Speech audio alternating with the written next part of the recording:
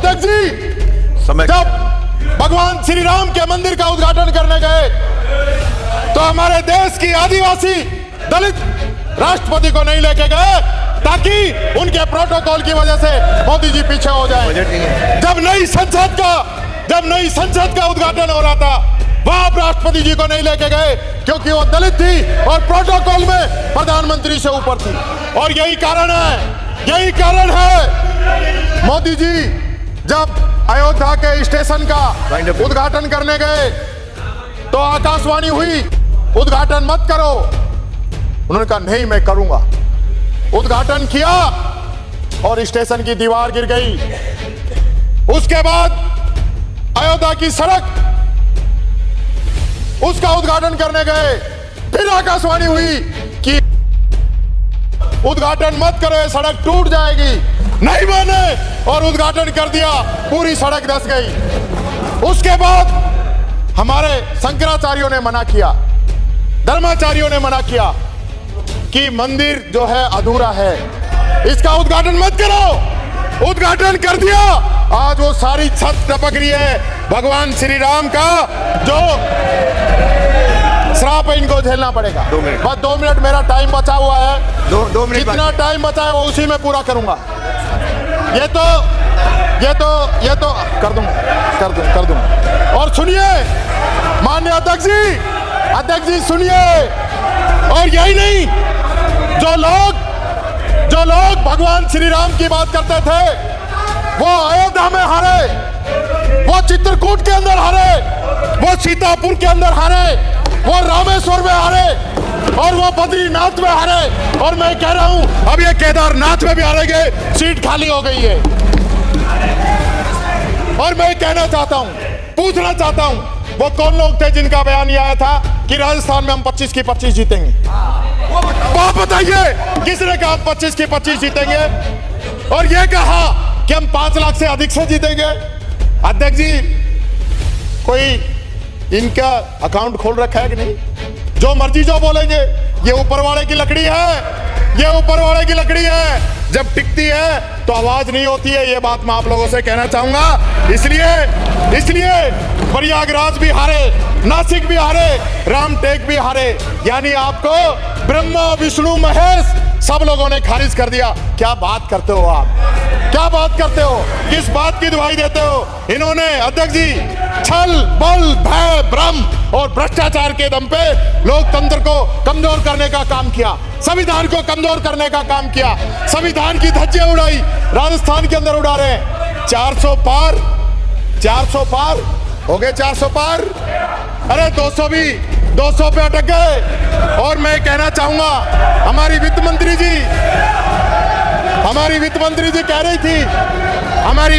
जी कह रही थी कि संविधान में कुछ संशोधन की जरूरत है। मैं पूछना चाहूंगा जब रिप्लाई दें तो बता दें कि अब भी संविधान में संशोधन की जरूरत बच रही है या नहीं बच रही है? जवाब चाहूंगा। इस देश का संविधान जो पूरी दुनिया के अंदर सबसे मजबूत लोकतंत्र हमको देता है, हम इस सदन के अंदर जो चर्चा कर रहे हैं, मैं बोल रहा हूं, आप टोक रहे हो, आप रिप्लाई दोगे, ये इस संविधान के कारण है। हम इस संविधान को कमजोर करना चाहते हैं, इस संविधान में से गरीब को मारना चाहते हैं, अल्पसंख्यक को मारना चाहते हैं, नौजवान को अग्निवीर लाके मारना चाहते हैं। आप चाहते क्या हैं? आप आरक्षण खत्म करना चाहते हैं। आपकी मंशा आरक्षण को खत्म करने की है। अभी सूरज नहीं डूबा, जरा सी शाम होने दो, मैं खुद लौट जाऊंगा, मुझे नाकाम होने दो, मुझे बदनाम करने का बहाना ढूंढता है जमाना, मुझे बदनाम करने का बहाना ढूंढता है जमाना, मैं खुद हो जाऊंगा बदनाम, पहले मेरा नाम तो होने दो। पहले क्यों चिल्ला रहे हो? आज गुजरात में, हरियाणा में, पंजाब में भारत सरकार के नीट के कौन सा ऐसा पेपर है जो लीक नहीं हो रहा? पर हम आप पे कहते हैं, आप हम पे कह दो। इससे रिजल्ट क्या निकलेगा? क्या हम सब लोग यहां पे जो चुन के आते हैं कोई इस प्रकार का प्लान नहीं बना सकते कि भविष्य में पेपर लीक नहीं हो? कानून चाहिए, हमने बनाया हो, देश के अंदर सबसे मजबूत कानून राजस्थान ने बनाया। पेपर लीक करने वालों को आजीवन कारावास, 10 करोड़ का जुर्माना, सरकारी कर्मचारी उसमें लिप्त हो तो नौकरी से बर्खास्त। पूरे देश में सबसे पहला कानून हमने बनाया, भारत सरकार ने बनाया। राजस्थान के मुकाबले 10% है, लेकिन हम इस चीज पे कोई किसी पर आरोप लगा दे, कोई किसी पर आरोप लगा दे। हमने भी 150 लोगों को अरेस्ट किया, आपने भी 100-150 लोगों को अरेस्ट किया। ये जो माफिया है, अपन क्या है, अपन मछलियों को पकड़ रहे हैं और मगरमच्छ जो है खुले घूम रहे हैं। इस दिशा में अपने को काम करने की जरूरत है। हम सब लोग मिलके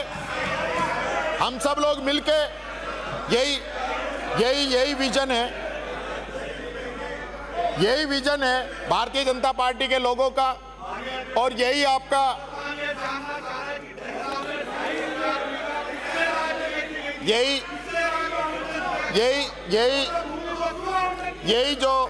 यही सरकार की जो नीतियां हैं। अब डिपार्टमेंट चेंज नहीं होगा। अरे आपके नेता बोल रहे हैं, ये इनको एक दर्द ये हो गया कि मैं हार के भी कैबिनेट हूं, ये जीत के भी स्टेट है, ये चक्कर पड़ रहा है। इस चीज का समाधान या तो आप कर दो, नहीं तो ये बेचारा जल जला के ना पंडित जी जो है बहुत परेशान है। अध्यक्ष जी, माननीय मंत्री जी, और मैं ये बच्चे की कहानी भी इसलिए बताई कि आज समय की जरूरत है, और ये पेपर लीक आज से नहीं हो रहा, पता नहीं कितने समय से हो रहा है। जब एसओजी गई है, लोगों को उठाया है, पता नहीं कब से कौन कौन लोग इसके अंदर शामिल रहे हैं। और ये हम एक दूसरे पर आरोप लगा लें, लेकिन पेपर लीक करने वाले लोग कौन हैं, ये पकड़ में आना बहुत जरूरी है। मैं दूसरी बात और कहना चाहूंगा, एक सुझाव और है मेरा। जो गरीब बच्चे हैं, आज इंटरनेट का प्रयोग बढ़ गया है, सारी चीजें इंटरनेट से हैं। क्या हमने प्लान किया है कि हम गरीब बच्चों को भी इंटरनेट कैसे दें?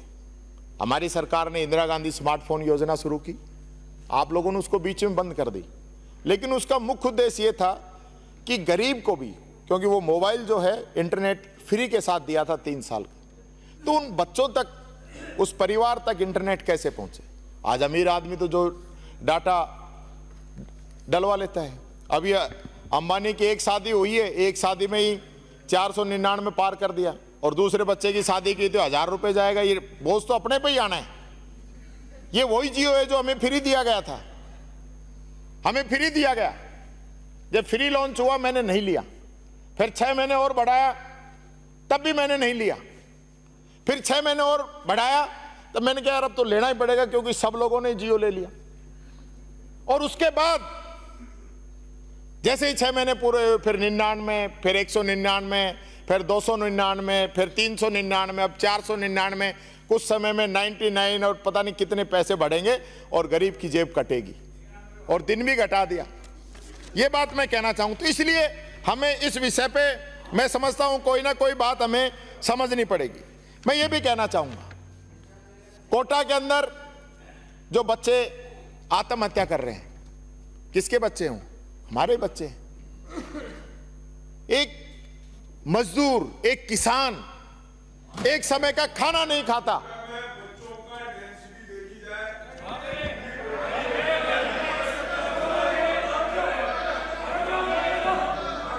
आज बैठिए। आज जिस प्रकार से माननीय सदस्य, जिस प्रकार से रोजाना कोई ऐसा दिन जाता नहीं जब कोटा के अंदर कोई ना कोई बच्चा सुसाइड नहीं करे, तो हम किस दिशा की ओर जा रहे हैं? हम किस दिशा की ओर जा रहे हैं? अरे आज हमें समझना पड़ेगा। अरे माननीय सदस्य, आज जिस प्रकार से कोचिंग संस्थाओं ने उसको व्यवसाय बना लिया, और व्यवसाय भी नहीं, जब तक शरीर के अंदर खून की आखिरी बूंद नहीं रह जाए तब तक वो उस बच्चे को निचोड़ना चाहते हैं, उसके अभिभावकों को निचोड़ना चाहते हैं। तो क्या सरकार इस पे कानून नहीं बना सकती कि जिस प्रकार से कोचिंग मैं देख रहा था साउथ के अंदर, तमिलनाडु के अंदर बैन करने का इरादा सरकार ने कर लिया है, तो क्या राजस्थान सरकार इतनी सक्षम नहीं है कि खुद इस प्रकार का मॉडल बनाए कि ये जो मगरमच्छ बैठे हैं, जो लूट रहे जनता को, और बच्चों पे जो फालतू का जो लोड पड़ रहा है, प्रेशर पड़ रहा है, उससे उन बच्चों को बाहर निकाला जा सके? इस दिशा में कोई चर्चा नहीं होनी चाहिए? हम लोग नहीं करना चाहते, क्योंकि कुछ लोग मिले हुए हैं जो चाहते नहीं एक धंधा बंद हो। गरीब का बच्चा किस प्रकार से अच्छी एजुकेशन ग्रहण कर सकता है, हमने तय किया। उसके लिए इंग्लिश मीडियम स्कूल हमने दिए, हमने कॉलेजें खोली, हमने उन बच्चों को विदेश पढ़ने की व्यवस्था की। आज किस प्रकार से जो व्यवस्था यहां पे की जा रही है हमें समझना पड़ेगा। मैं तो एक बात पूछ रहा हूं कि मुझे रहजनों से गिला नहीं, तेरी रहबरी का सवाल है।